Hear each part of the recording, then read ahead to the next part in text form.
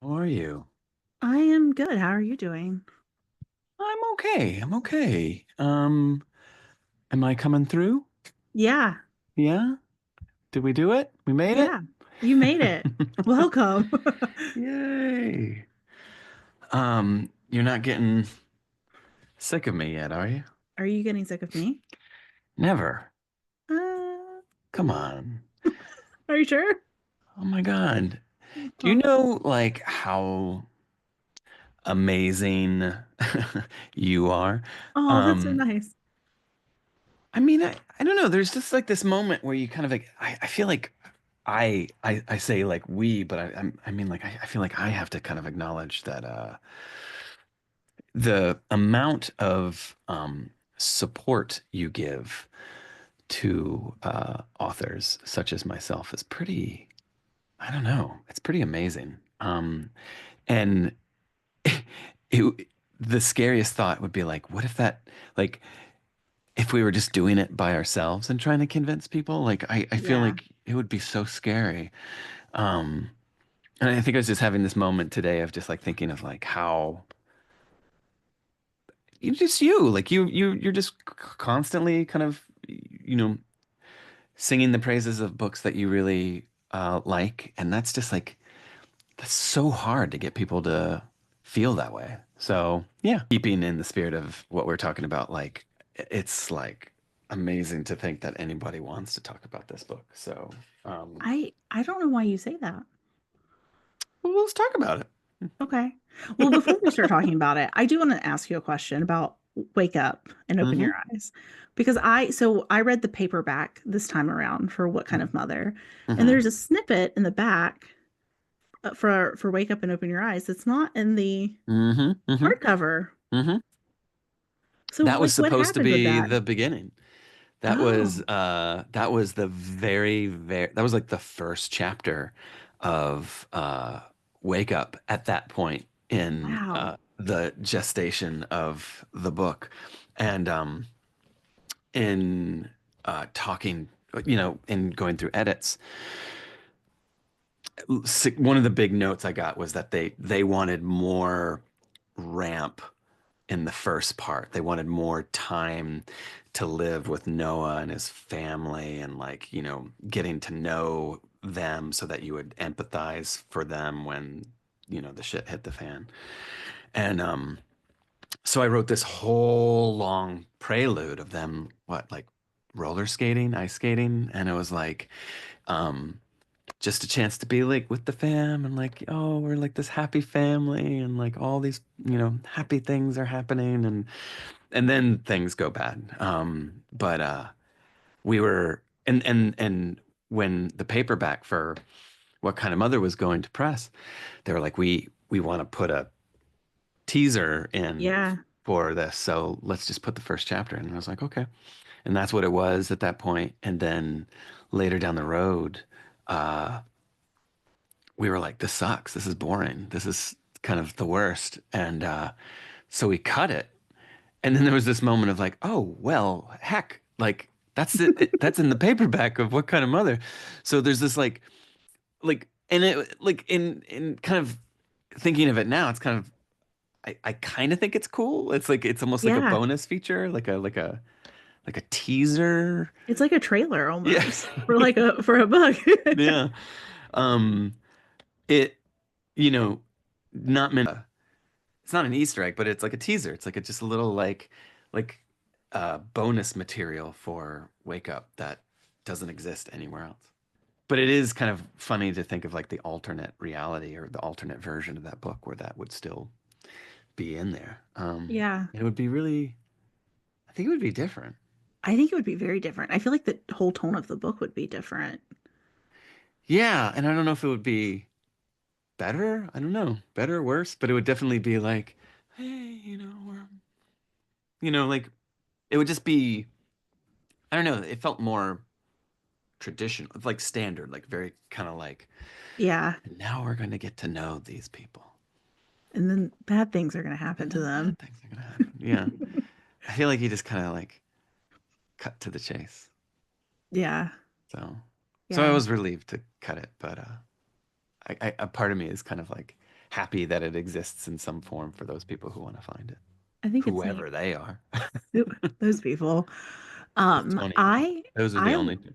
I love What Kind of Mother so much. I mean, I Yeah. like it's the type of horror book that I really enjoy reading because it's just so beautifully written. Mm. Um, do you though find it hard to write scenes where I mean, it's really like you're using like these lyrical words and like prose, but then you have like these horrific scenes. So like you'll have like this beautiful moment where they're talking about grief, and then you'll like have the bathtub scene. Like, is it difficult for you to like balance that out when you're writing it? Um, I don't think so. I mean, like, well, first off, like, I really, I mean, I really genuinely appreciate those kind words because, um, I don't know, like, I, I feel as if when you like read,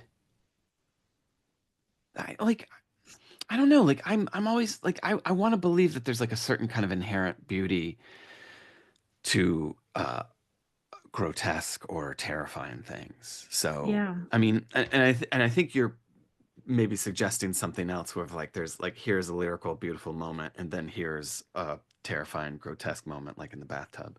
But for me, I almost want to kind of think of them as like one of the same where uh Yeah.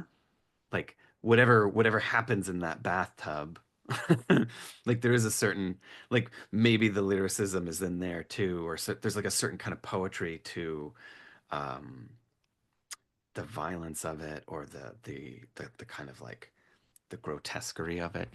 And I mean, I don't know. I mean, like I feel like, you know, you're exposed to like Clive Barker and I mean, I think he's someone who has really kind of like made that mark of like here is like a like utter poetry, utter kind of beauty within horror or things that are horrifying or grotesque or violent or sexual or, you know.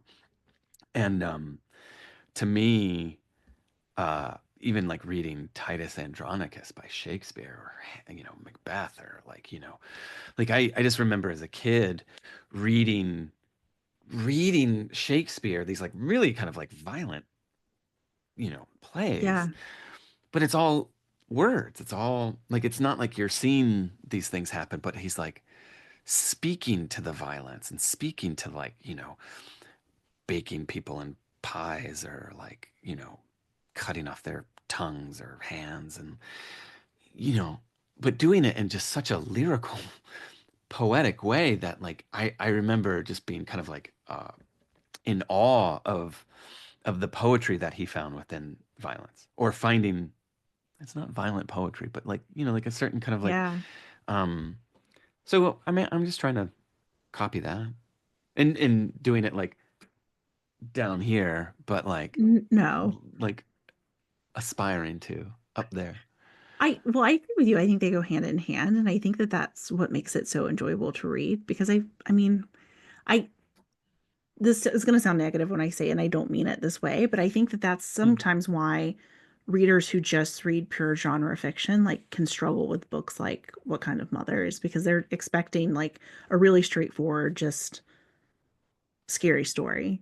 Yeah. And I feel like What Kind of Mother is like it brings in both together and it makes it a little bit more challenging sometimes to read. I enjoy it and appreciate it, but it does seem like it's like a craft that you've honed really well because you see it too in like Kill Your Darling and Stay on the Line, and so to me it does feel like you've really mastered like the ability to like convey those horrifying images, but also still keep it really beautiful to read at the same time.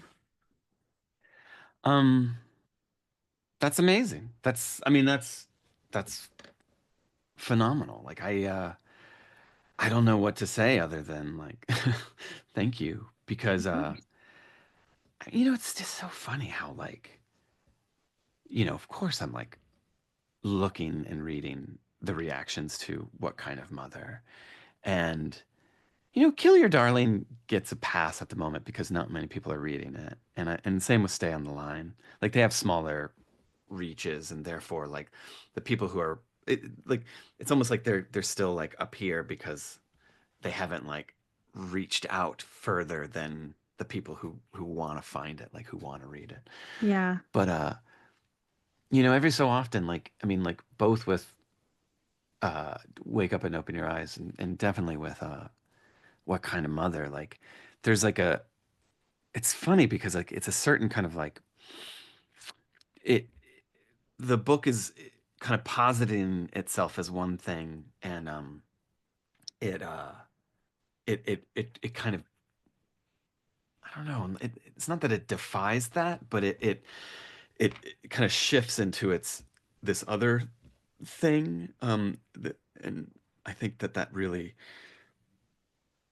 is off-putting to readers, certain readers, not all readers, Yeah. but and and I find it really interesting how like a lot of the reaction to What Kind of Mother, when it comes to like the critical reaction, is like, oh, I love this book. I really enjoyed this book for the first half of it, and then it got weird.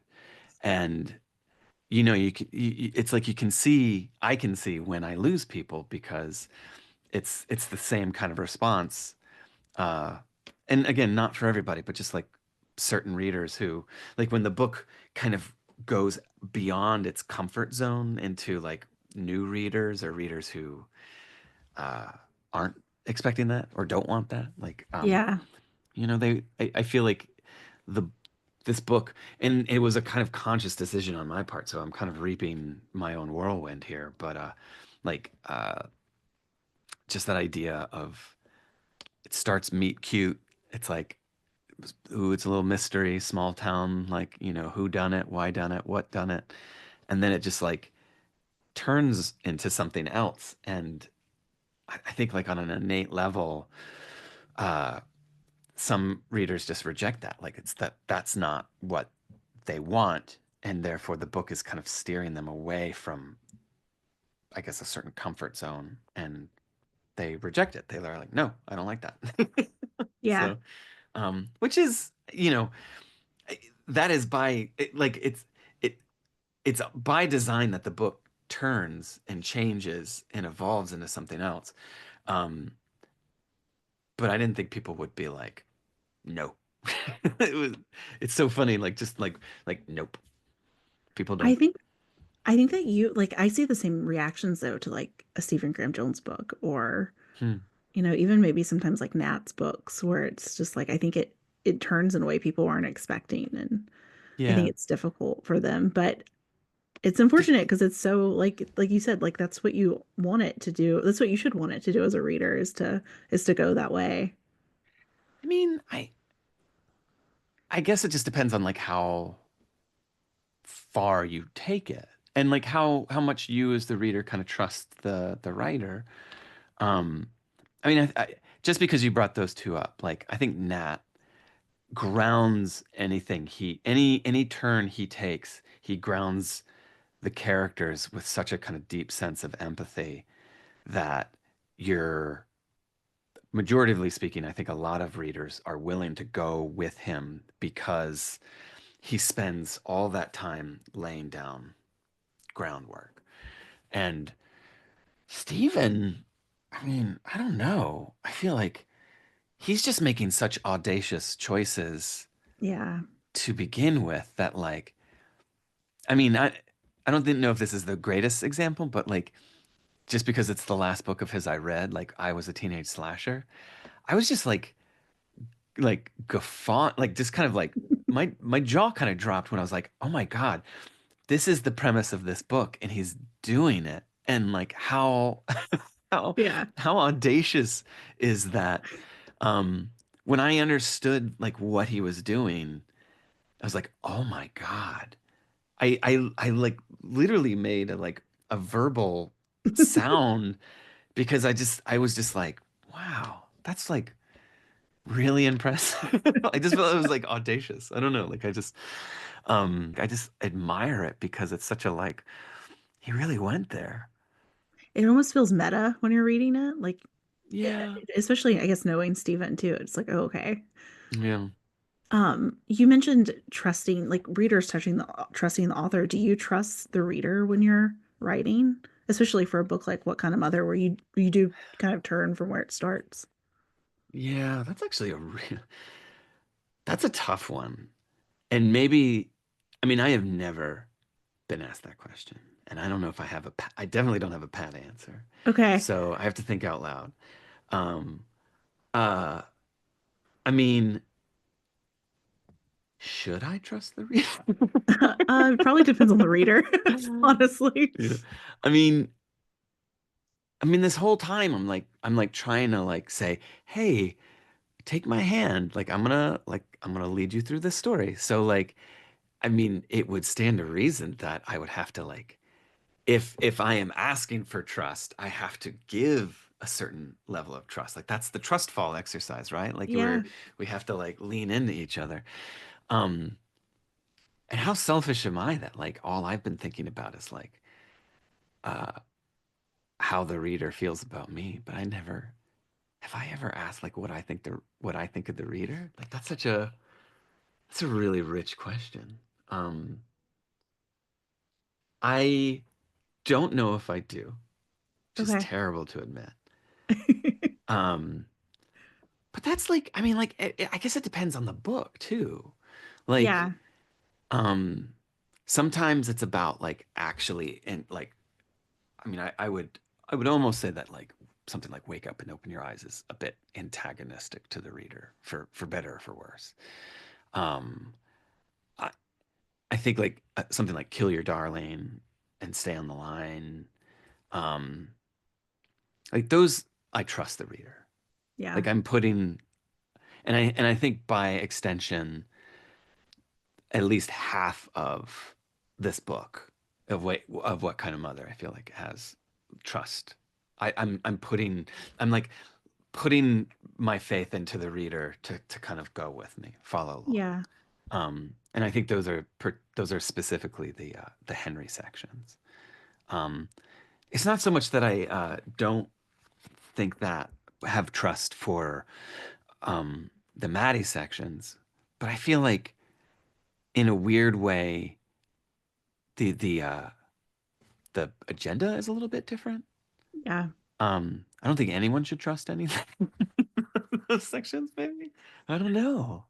Oh, see, that's interesting because I would assume that you shouldn't trust Henry sections. Well, yeah. I mean, well, I don't think Maddie should trust Henry, and Okay. I don't think Fair. necessarily the the reader should trust Henry in Maddie's sections. But I think when Henry in the Henry sections, that is him being as honest and laid bare as possible. I Yeah, mean, that's true.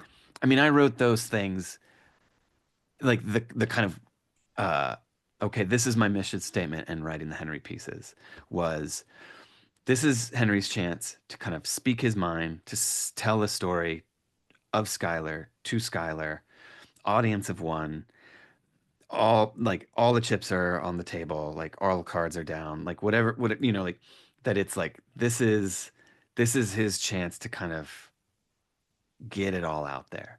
And maybe at the end of the day, he kind of acknowledges that like even he doesn't necessarily have the whole story, but like he's at least trying. Yeah. And by extent, I'm trying. Um, and if Henry comes up short, that's okay, because um, that's me coming up short. I don't think he comes up short. I think just in general, like he feels a little untrustworthy throughout. And so when it is his sections, it does feel vulnerable, but I feel like in the back of my mind when I'm reading it, I'm kind of just like, how much of this is biased? So maybe it's Yeah, not that I don't trust him. It's just, your own kind of personal filter when you're telling a story. yeah. I mean, that's the funny thing about storytelling, and I think that's what I'm trying to get at with like a lot of. It's funny, like I had an editor. I have this editor at Quirk, and she was always asking me like, what's the kind of connective tissue between all these books? And at that point, it was remaking Whisper Down the Lane, Ghost Eaters, but into What Kind of Mother, and we were all kind of. It was never an overt kind of like this is the mission statement of all these books, but like storytelling, like the actual like physical act of telling a story was always a real kind of like pet obsession of mine. Like I was always really kind of like interested in that idea of like narrative and like people telling their side of any given story. Yeah. And what I'm kind of like really obsessed with is this idea that like storytelling is kind of inherently lying. Like, Yeah. you know, um, it's biased. Uh, it's filtered through your perspective, and therefore your perspective isn't necessarily the empirical truth of any given story. It's just that you're the one telling it. Um, which is why I always love pieces like Rashomon, where you have a larger event, but it's filtered through the multiple perspectives of all these different characters and personalities, and you see it from all these different angles, and you realize not there is no one true point of view or like one truthful version of the story. It's just that based upon who is telling the story, their point of view and their experience in the story. Um, but by default, that's just lies. Like that's lying. Yeah. And like Henry is like he is he is willing to do a lot um, in order to get his son back. But maybe even that means lying to himself, or Yeah. you know, Um, I there's this one part in Henry's like when he's speaking when he's telling the story of like Grace and she sees the stork and then she sees the stork get shot and then she miscarries. Um but I wanted to say that scene because I think that that's another example of kind of like this really beautiful scene, yeah. but it's also horrific. And there's just so much symbolism in like her seeing the stork and then the stork this poor stork. Yeah. Um God, yeah.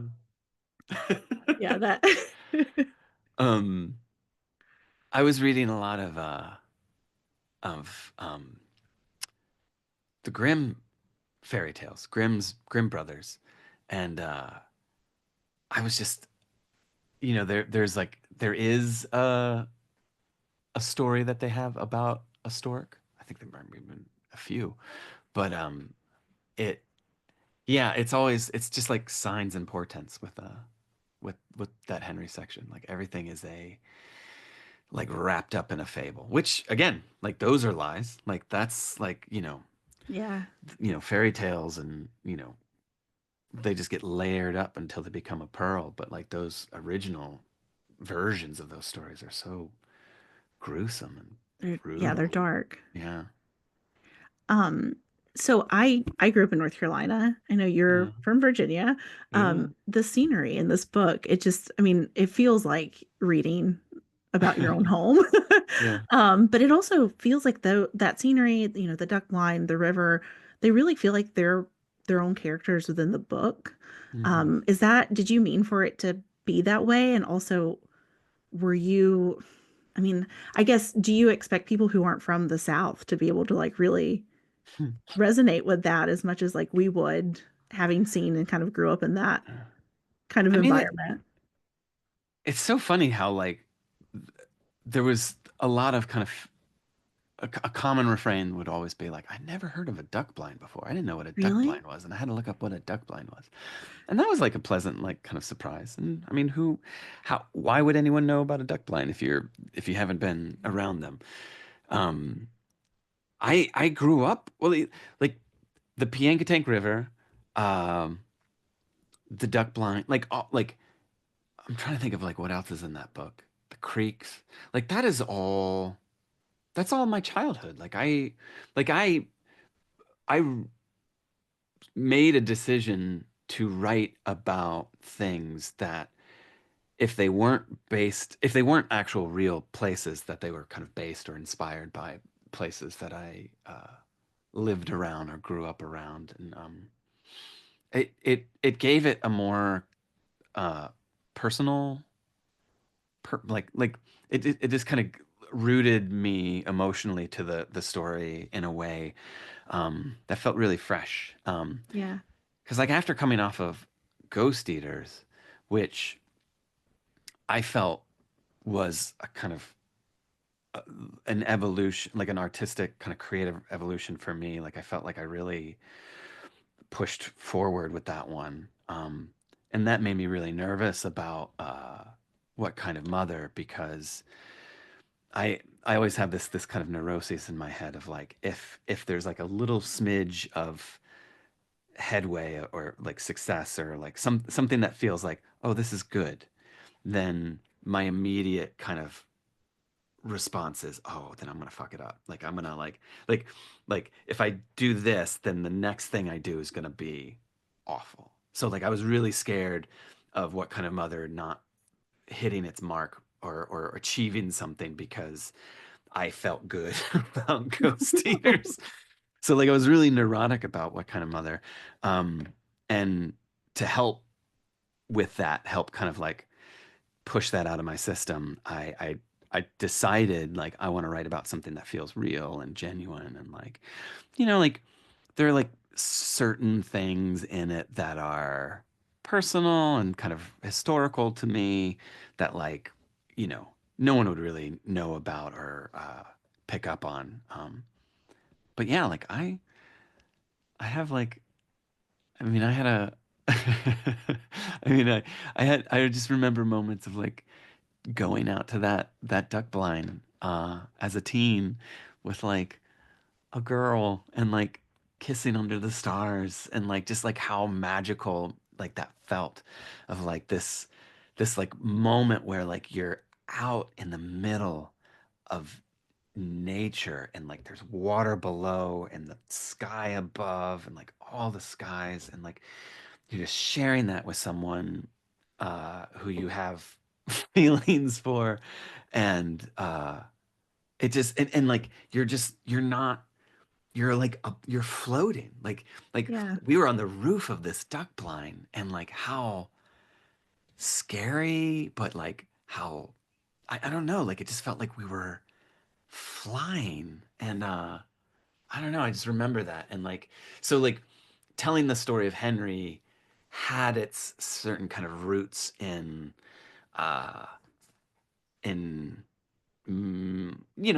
it's not a one to one. It's not like that happened and that happened and that happened, but it's just the kind of like the DNA of that geography, and that place and those experiences.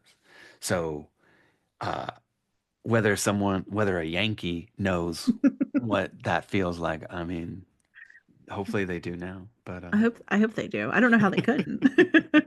I mean, it does feel very personal when you're reading it. Like yeah, you can tell that this is like how you grew up and like you can relate to it because I yeah, don't think you can write about those scenes so descriptively without knowing that kind of yeah, like landscape and environment. yeah. Um, I yeah, I wanted to write about it, and like like, and that's another thing with like Southern Gothic. Like I think Yeah. everyone kind of attributes Gothic literature and by extension Southern Gothic, like the South as a character. The region is like a it is a palpable presence. Um, like from Flannery O'Connor to S.A. Cosby, like you just feel the place, the environment that those stories take part in, and I just wanted to try that and just root it in something that felt lived in. Yeah.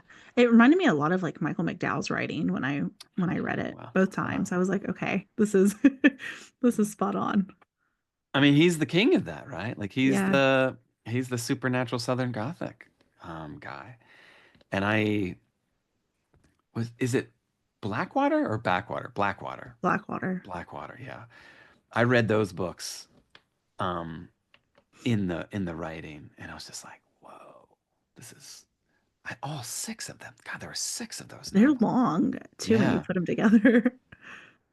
And I read them pretty much like start to finish. And it was like, okay, I have lived in this town for a long time. I've watched this family tear itself apart. Um, but how cool is it that he like he sustained that for so long, for books, 6 books. Yeah, but I still feel like he doesn't get like the kind of credit and recognition he No, deserves for that or like the elementals too. I mean, just as like a creator of culture, like, I mean, how wild is it to think that that guy had a hand in, both of those books, but also like Like Beetlejuice. Beetlejuice, and I mean, even like, am I thinking Blue. Nightmare Before? Wasn't he? He did another Tim Burton. I think so. It And then was he has like, like I feel like it's Nightmare Before Christmas, but that might not be right. It's Beetlejuice and like Batman. Like, I don't know. Like he was a part of another Tim Burton thing, and I feel like it was probably Nightmare Before Christmas, but I could be wrong. I'm probably wrong. But if I was Wikipediaing him right now, I would just be like, oh. Um, but like I I just love that. I mean, I love that here is one individual who created all of these amazing things, and like we as a culture are kind of aware or privy to his work in some kind of shape or form. But the tragedy is that we just don't know that it was him. yeah. And that like, uh, yeah, it's a shame. It's a damn shame. He was amazing. The Elementals is amazing. It's a great book. I think that's one of the benefits of like Valancourt too, though, kind of putting those books back out Yeah. and pushing them. Was it out of print before the Elementals? Was it? I think so. God, I mean, they like almost single-handedly brought that. I mean, they had to have brought that book I back think because, so. I mean, I don't remember seeing it before because I can see that cover that they have for it so clearly. yeah, I have that copy. I have the old Blackwater books, but I don't have, I only have the Valancourt Elementals. I have the original, but it's like it's so faded, like you can't, and it's like a black Really? cover anyway, so it looks rough. Yeah, Man, oh man. I know. He's a good one. He is. Yeah. Yeah. Did you have to do a lot of research on palm reading for this book? Like, I want to know about the palm reading. I did. I mean, like, it's so goofy, but I did read a couple books, but they were definitely of the like palm readers for idiots or like the beginning. Like I wanted to get the language down, and then I like I asked two, if not three, palm readers if they would teach me. I was Oh, like that's at cool. like, and they were just like, nah. Like if I was a little bit more persistent, I could have probably found someone to teach me. Um, but like I was relegated to books, which was a little bit like, oh my God, like am I gonna be able to pull this off? And my my kind of like sidestep was for Maddie to be like, they're the ways that everybody else reads palms, but I'm different. I'm gonna do it my own way. And that was literally me just being like, if I knew how to palm read, I would just be doing it that way. But you know what? I'm gonna be different and make it just, she's gonna go her own way. And yeah. So that was a bit of a like, maybe I can get away with this and not have the palm reading mafia come after me for my that's not your love line. I I mean, I definitely think you pulled it off. I think you also did a great job with Maddie because I feel like she's a character who could have easily been unlikable or like kind of cheesy, but she's not at all. Like she's very likable, she's believable, but also she seems really genuine throughout the whole book. Well, I mean, I appreciate you saying that because I feel like I have heard a bunch of, I mean, a lot of people don't like her. Really? I like her. I like her. I mean, I think that like she's she's just, she's just trying. Yeah, she's just doing her Like, best. yeah. I For me, like I just wanted someone to try. All these characters are just trying in their own way to be better people. Yeah. Um, and they may make the wrong decisions along the way, but like I feel like we all do that. I don't make the right decisions, Me and either. Yeah, right? And the right decisions are always kind of boring in books. It's always interesting when you have gentlemen writing women and they're like their like their goals may be I want to write a complex, rich character, you know, noble but flawed, um, human but you know, whatever, however you want to put it, and it's always kind of like I don't know. There's no grander statement other than like I'm kind of aware of who I am and what I'm doing and how you know how to kind of I need to be in conversation with myself creatively and artistically by for wanting to do that, choosing to do that. Um, yeah, that's all. It's weird, Yeah. right? Yeah, it's weird. I think that I mean you have several female characters in this book, and I think they're all written very well. Hmm. Um, and Hmm. they are actually complex. I don't think that they're like it looks like you're trying to. I mean, they read that way to me. I enjoyed them. Thank goodness. Um, yeah, I mean, I will admit that I find men kind of boring. Yeah. Yeah, I do too. I whenever I'm writing a dude, I'm just like, I don't know. I'm sure there's some greater kind of psychological kind of underpinning to this, but like I just get bored writing guys. I can see that. They're just kind of like dudes. Hey, what's up? I'm walking into this story. Like, here we go. I don't know. Like, I just, I always feel like men are either dumb or liars. Wait, in books or in real life? Probably both. But Yeah. like in books, I don't know. Like, I don't know. Like they just come in. I don't like. There's like I just the vibe is off for me. Like it's like when I write from a guy's perspective, I have to like really like if like in all on it like I don't know why I don't know what this means but like for me like if I had a narrative default it would probably be from a woman's perspective and if I'm writing from a guy's perspective there is that thing of not inherently trusting the narrator. Like Yeah. if it's a dude telling the story, like You're skeptical. yeah, like either he has no friggin' clue what he's talking about or he's full of shit. He's lying. Lying. That's interesting you say that though, because I feel like your male characters don't read that way at all. I mean, well, we talked about Henry and he's kind of like trying, but he's lying to someone. He's lying in himself, if not like he's so Yeah. far like, I mean, I think you can still be empathetic to someone like that. Um, I wrote this book called Whisper Down the Lane, and I don't trust that dude at No, all. that's true. That guy, that guy's do not do not trust that dude. Um, uh, and like what?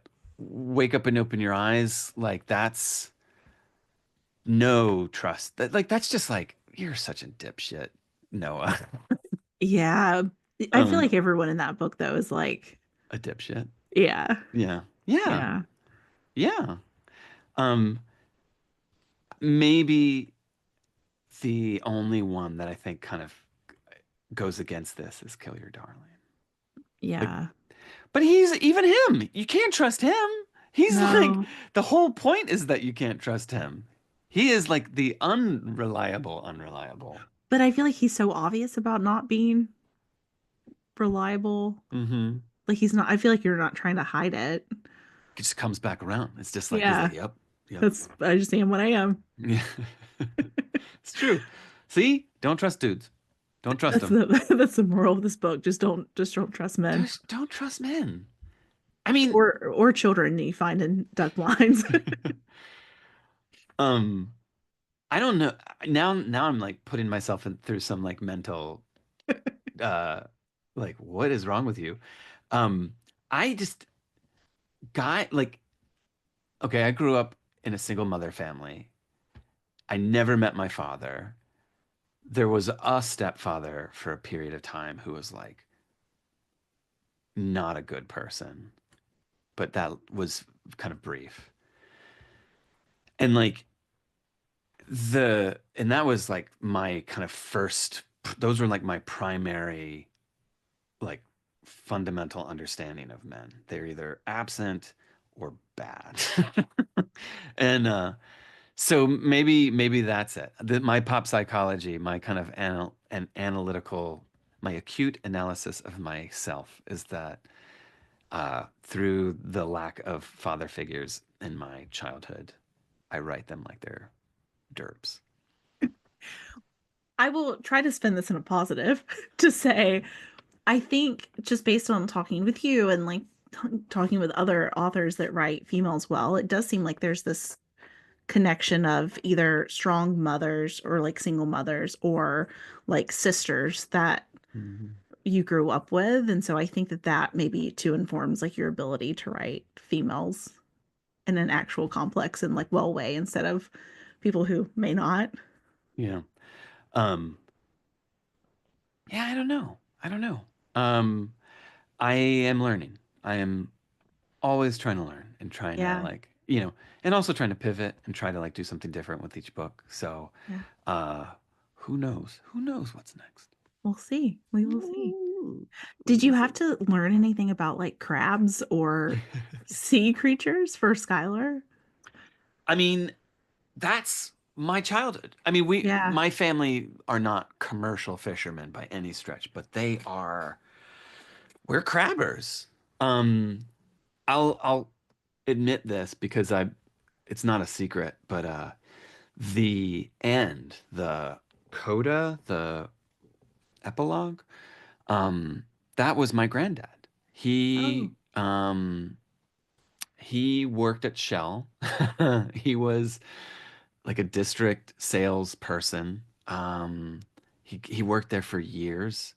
And like before he would go into the office, he would literally, in his business suit, strap up a pair of hip waders and go crabbing in on the kind of, because he would, I think the offices were in kind of the Williamsburg area, which was, I mean, it was a commute um off 64.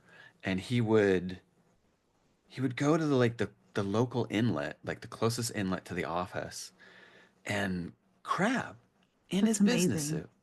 Yeah.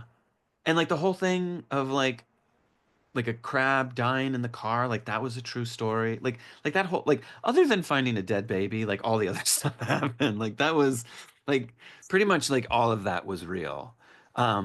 And he actually passed away uh right, like as I was writing this book. And it just seemed like a fitting kind of like um you know like just wanting to like put his life onto page. Feel Yeah. awful that I made him fight a dead baby though, because that's like he would probably not be happy with that. Um, but yeah, that was Well, him. he didn't harm the baby, so it's not, And he wrote poetry. Like he was quite literally like the poet laureate of Shell Oil. Like he would always write poems. that's amazing. Oh my God. Uh, he like the one, there's one in there that's like the prayer where it's like bless us. Oh, I can't even do it. It's like bless us da da da da for all our meals, bless us for you crops coupon deals, bless us Suze for her wishes, and bless Bill for doing the dishes. Like that was him. Like that was an actual poem that he wrote. He wrote one for me that it was, say there, Clay McLeod, you sure do make your grandpa proud. No telling what he'll say. How about that, Mr. Clay? Hey, hey, what do you say? And I was like, he would always sing that to me. That's And amazing. yeah, that was my granddad. He was honestly, like, I should revise what I said before about men being derps, where like he was honestly like he kind of overcompensated uh by being the best grandfather in the world to me as a child and spoiled me rotten.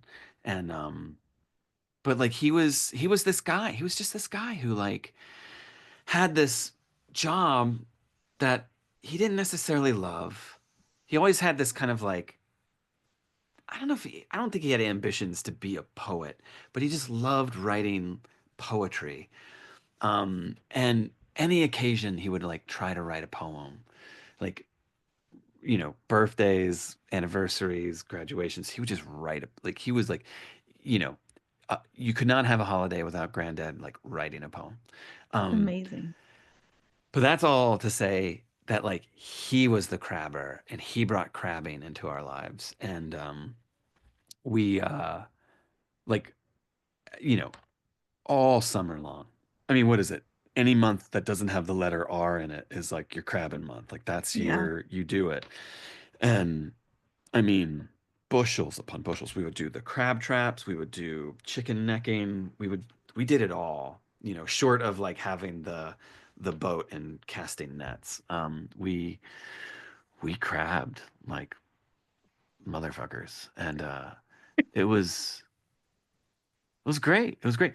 So, I mean, it wasn't so much that I had to do research on, I mean, like the greater details, the granular stuff, like I had to kind of like bone up on, but the spirit of it, the ethos of it, like that was all in there.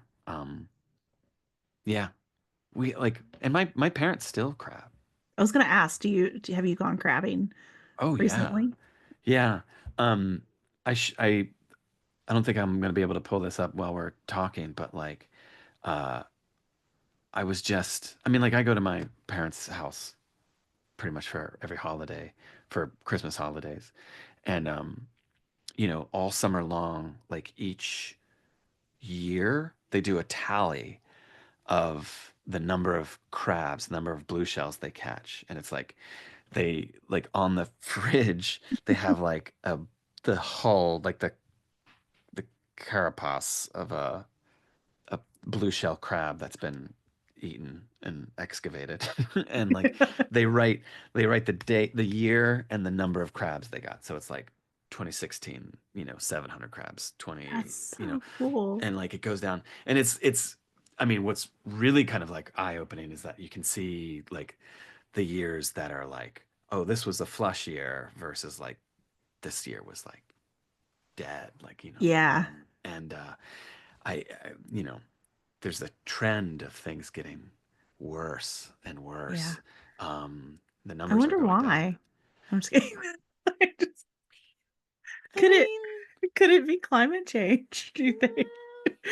Who knows? who knows? Who knows?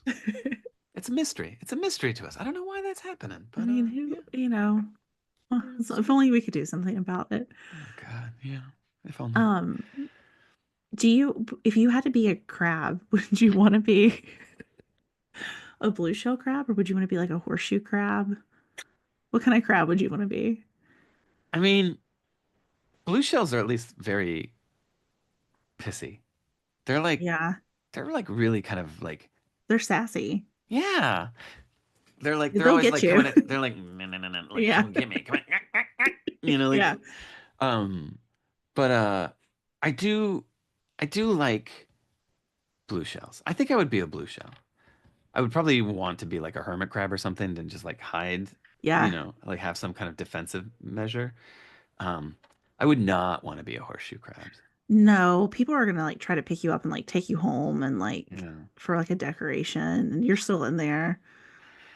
Well, I I am fascinated by horseshoe crabs. They're so cool. They're so weird. Like when they like like their legs, they like They kind of creep me out. yeah, they're They're pretty creepy. they're like to me they're like dinosaurs. Like I know they're not, but Yeah. like something about you is like really ancient and I like mean, it's really cool. like I feel like trilobites and horseshoe crab, like they were just like there's like fossil records of them, kind of Yeah, like I think those guys have been around for a while. I think so too. I everything in the sea to me is just like fascinating. This is not Yeah. related to this sure your book at all. You did not sign up for me to start talking about sea No, creatures, but they are but fascinating. They totally are. Um, I I feel like after writing this book and like the like stuff, the gnarly stuff that happens to sea life, and particularly the horseshoe crab, I was kind of like, oh man, I need to like, there needs to be a mea culpa here, some like sort of kind of atonement. So I think this summer, my goal, there's like a, in Jersey, there's like a save the horseshoe crabs, kind of like a beach retrieval sort of thing where like people yeah, like, because a lot of times like horseshoe crabs wash up and then just get like stranded and stuck and like that's sad. it's sad, right? And so I want to go, like, you basically volunteer and you basically help the horseshoe crabs. That's amazing. I Yeah, love this for you. I hope you were able to do it. I'm gonna do it. And I have to. I feel like after the shit I put them through, like, Well, I mean, but does that horseshoe crab die once he oh God, uses it to stab and kill Lizzie? no. I mean, like, yeah, probably still alive. Um, that was a fun scene to Yeah, write. that's everything. Like when they take him back, hmm it's just feels like just wild from there on. Like at first, it's kind of weird, but he's like eating the worms, and then she hmm gives him the bath, and you're like, oh, something's not something's not right here. Yeah, something's not right with that Skylar. Yeah, something's off with him. Um, my editor asked me, like, are we going too far with this? Like, is there too much nature? Like, there's a lot. And like, I think Yeah, in retrospect, I'm like, oh wow, we really did throw a lot in there. I don't think it's too much, but that part with the ear really gets me every time. Um, okay, wait, what's the part with the ear? There's like a crab like crawling into his Oh ear. yeah. Yeah, I don't like that. No, It's like a thank little you. fiddler crab, right? Yeah, Like I a don't little, like. little. No, no, no. I mean, do you ever go to the beach and or like you're walking along and you just see a fiddler crab like just Yeah, go boop boop boop boop? That's an yeah. ear canal. Like, tell me No, those little sandy holes are not ear canals. no. I was an adult when I realized that crabs are like you can't see them at night, and so I would not start. I was like, we're not walking on the beach at night. I'm not trying to get bit by a crab. I mean, ah, crabs are just looking for places to like hide and burrow. Like I I don't want them in my ear. yeah, that's like, I just love that they're like, and then like they're just like crawling out, checking it out. Nope. I just see, I just see it so clearly. Like it's just like those little holes that they dig in the sand. Like that's just like a little ear hole to Well, me. that's why it creeps me out because I'm like, oh, I could see this fiddler crab going in my ear. Yeah. Bloop, bloop. Well, here I'm gonna be laying on the beach and I'm just gonna like just cover like I'm gonna have Yeah. earmuffs on. I know this is kind of grotesque and forgive me, but like we have so many orifices, like nostrils, and I'll keep above the waist, and I'm like everything, like just your head, So like many homes for crabs. yeah, this like little crabby homes. Yeah. Just imagine like blurp blurp bloop, bloop. Like they're just like checking it out. Nope. Well, then you also have that eel. Like it's just like it's hanging out too. But then I start thinking about like eels could get in your Doesn't nose and the ears eel's too. like in the mouth? Yeah. Yeah. Well, lordy, lordy. I feel like there's like a cinematic, if not literary precedent for that. Like eels just like to get like like ugh. Like I always there's like always those scenes in movies where it's like, oh, the body's been underwater for, you know, for days and like, it's moving. What is that? And like an eel like comes Just like it's comes like out. yeah, like what did I just saw that. Oh my God. I can't pull it out of my head. But I just saw that scene too, and I'm like, oh yeah, the eels. The eels are in there.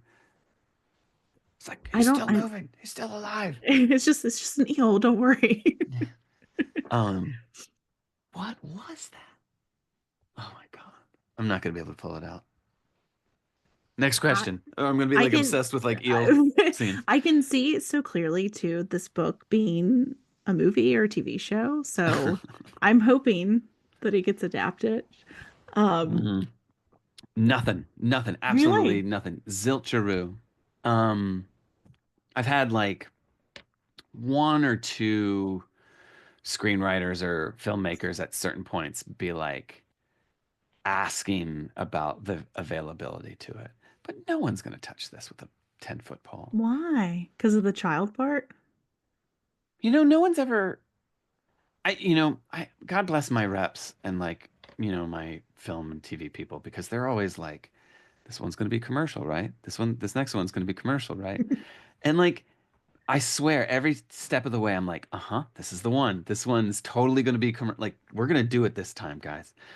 And I swear to you, like, I had every intent of What Kind of Mother being the commercial, because everybody was saying that like Ghost Eaters was really out there and a little too out there and too trippy. And so I was like, oh, okay, so I need to really ground myself. I need to like do a like a real one. And and then I started writing What Kind of Mother, and it started that way. And then it literally like became, it just evolved. And and then my manager was so mad at me, so pissed off at me because he's like, "What the fuck are you doing, bro? Like, why do you do this to me every time?" And then I was like, okay, I know What Kind of Mother was not what you wanted it to be, but I swear to you, the next one, wake up and open your eyes. That one's gonna be so commercial. Trust me. I I feel like what kind of mother is though. I mean, and the main reason is the flashbacks that Maddie has when Hmm. she's like seeing the river and the duck line. Like that seems so cinematic to me. Yeah. I mean, Goonies never say die, never give up hope. But yeah, it's been like crickets on What Kind of Mother, to be totally honest. Which is a bummer, but like, I have sadly come to grips with the idea that like it's gonna take it like you get to a point where it's like you have a few months to a year of like really garnering enthusiasm for a new project. It's like you have to hit it straight out of the gates, if not like before you even get out of the gates, so that you can be off and running into development and production and all that. And if that doesn't happen, then you have to kind of embrace and accept the notion that it's going to take a creative, like a filmmaker, a director, a writer, someone who reads it first, and then sees the potential in it. And then they have to feel passionate about it. They have to drive, like, I want to make this. This is my next thing. Um, and that is really hard. That's really rare. I don't know if that's harder than getting it right out of the gates, but it's definitely like, yeah, it's tough. I'm fascinated with like that kind of side of it because it feels like we hear about so many books getting turned into movies, but then they just never come out. Yeah. And so Yeah. I feel like the whole part of that process would just be incredibly frustrating. I feel like you all handle it very well, but I feel like I would be very frustrated by it. Yeah, yeah. It's really frustrating. It is, I would be lying if I didn't say part of this process. And it's not the publishing process, but just the kind of like the grand project that is all of this stuff. Um I I feel like there is this kind of like like a furthering. It's not necessary, like it's not the final thing, but like there are projects that like begin as books, begin as comics, begin as whatever, IP, but that they have a kind of extension to them, like the story kind of continues on, and it's through film or through television adaptation that like that the genetics or the kind of the philosophies behind the stories, like they kind of evolve and mutate and grow into something else, and like that is a wonderful thing. And I've been able to get it a couple times, and every time it's pretty magical. Um, but lately it's just been it's just so heartbreaking. It's just like Yeah. um yeah, I I'm glad at least we handle it with some that you are saying that we handle it with some sort of like dignity because it, I've had my hopes crushed. Yeah. But, it's for the better because like so many things get put into, gets optioned or developed and they just don't go anywhere. Yeah. And, you know, I think for writers, they just want it to feel real. So having that announcement and deadline or having that like having the ability to say, oh, this is like an actual thing, that is probably worth its weight in like maybe even more than the thing getting made. Because the thing, the odds are always against you. Yeah. Like it's just like the probability of a project actually going the distance is just so it's just so not probable. It's just like it's just not feasible. Like and when you get close, I'm going to be vague. I Yeah. got really close and it all went away. And it was like don't get your hopes up, but I'm getting my hopes up. Don't get your hopes up, but I'm getting my hopes up because like we went through this hoop, this hurdle, this hurdle, this hoop, this speed bump and it got far. It didn't go all the way and it could have gone further, but it got well enough into the process that like I was like, oh, this is gonna happen. And I got Yeah. and it was like, it's happening. And then it stopped.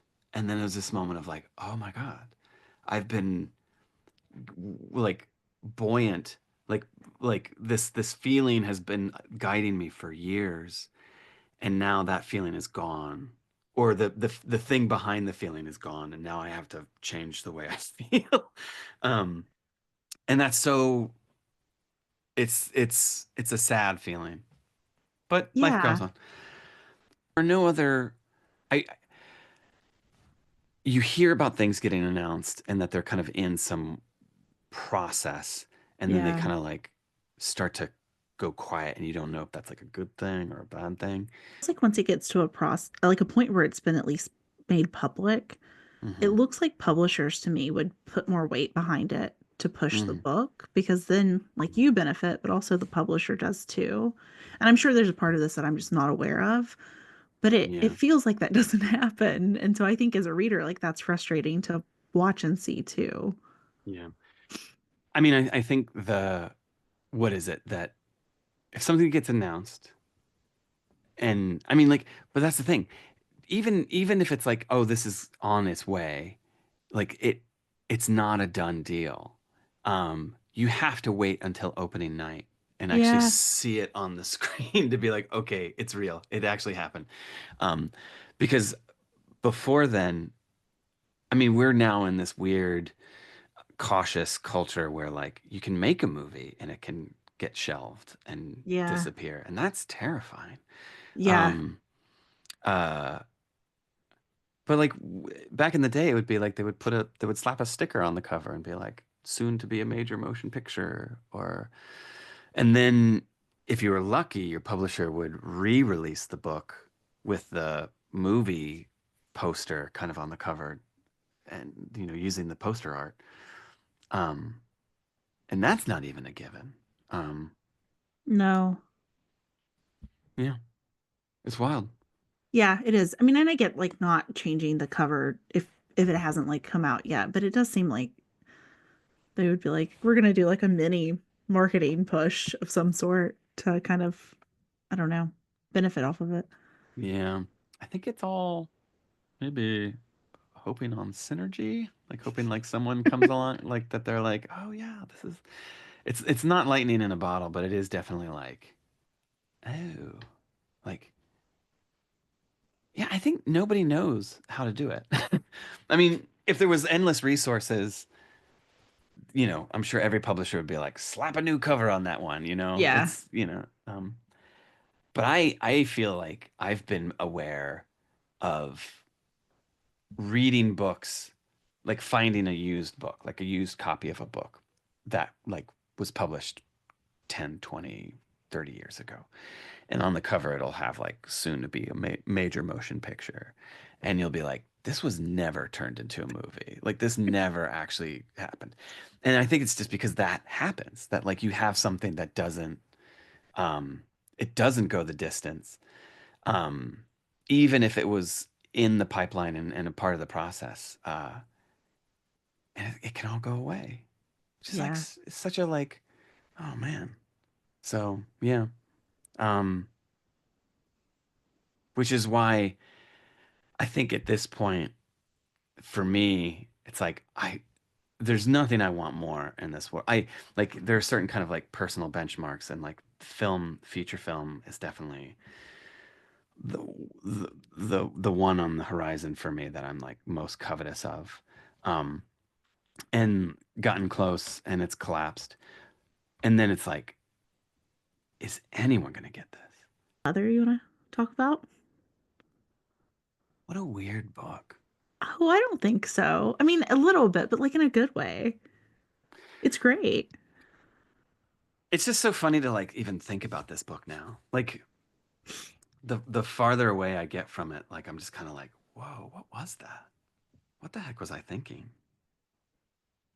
I don't know. I I really loved it the first time I read it. I think I loved it more the second time. Um, it's wild to think that there's a person out there who read it twice. I'm sure I'm not the only one. I mean, maybe. No, I doubt that. Books just it's just so funny. Like I'm just thinking of like how to find readers, how to find people like this is the book for you. Um, yeah, for some reason, like this one, people like either go for it or just reject it. Like of all the books, the recent like the Quirk books, like even like Wake Up and Open Your Eyes, like there's been so many like DNFs for that one, like a lot of DNFs. And like I get it. It's like, yeah, good. You stopped. Like you knew it. Like you said nope. And you put it down. Like that's the way to go. But with like what kind of mother it like people read it. They read it through and they're like, this is not the book I wanted it to be. This is not what I and like I I just find it so funny, like really inherently interesting, this idea that like a reader reads a book, and if it's not what they expect the book to be, that it's the book's fault, or that they Yeah. find fault in the book because it it is outside of their kind of like personal like not like assumptions or like this is what I thought it was going to be and it wasn't that, so therefore it's the book's fault. Yeah, I think that's interesting too. And I feel like every time I see a negative review, that's usually what it's about. Not for this book, but just across the board. Yeah. And it kind of frustrates me as like a reader and fellow reviewer because I'm like, you're gonna potentially turn someone off to this book, Yeah. even though it's not the book's fault. It's kind of your fault for expecting something different. Yeah. I mean, like, I read so many books, and a lot of them are not for me. Yeah, same. And at no point do I say it's the book's fault. Like, No, how dare you, book, for not being for me? no. Like I'm pretty quick to be like, oh, this wasn't for me, and here's why. And it's usually because like it's not my genre, or I'm not that strong at reading this type of, Yeah. literature. But it's never this book is just garbage or like it's bad. Yeah. I mean, I don't know. Like, I find a kind of peace at there being so many books in this world and not all of them are for me. Like it's like, okay, like Yeah. we tried. It's like dating. It's like, oh, you're not my ride or die book. Like we go on a blind date, we like start reading each other, and then at a certain point it's kind of like, you know what? I don't think this is a match. And it's like we can actually part ways Yeah. amicably, and it's not a star rating. I'm not gonna like go on you know, your Yelp review page and be like 0 stars, 1 star. Um, yeah, I don't know. And even if like I hate a book, if I'm like, ugh, at the end of the day, like it just seems so, unless it's like blatantly obvious that it's like just a bad, poorly, like just like drip, like, and they're out there, I know, but like I feel like you really have to search hard to find a book that's just like drivel. Yeah. I mean, I can't even really think of any off the top of my head. I've blocked them out. AI, AI books. Well, yeah. Yeah. Um, but yeah, it's so wild. We're, I don't know. I don't know. What I think that other like part of the reason that I kind of wanted to do like this side book club where we read backlist titles was because I feel like there's so many books that come out, people are going to miss something. Yeah. And it kind of makes me sad. Like, if people are like, oh, I just got to read new releases, it's like, no, no, like read stuff that came out like a year, two, three, four, five, like those Yeah, books yeah. aren't going anywhere. They don't expire. They're still good. You just missed it. Yeah. That's the thing with like, Michael McDowell, like, that you have Yeah. like, you just have to have those books out there in the world, which is where Valancourt are the heroes. Like that, like Yeah. they bring those books back from the dead. Um, God, we would be so lucky, right? You've met the guy, you met them at AuthorCon, right? Yeah, yeah, They're so nice. yeah. Well, thank you for talking with me. Anytime. I mean, honestly, like I think, you know, there's Valancourt, but there's also you. Like you're not letting these books die. It's just my goal to be pestering people on the internet. No, It's not pestering. I mean, honestly, I mean, I'll speak for myself. It's not pestering.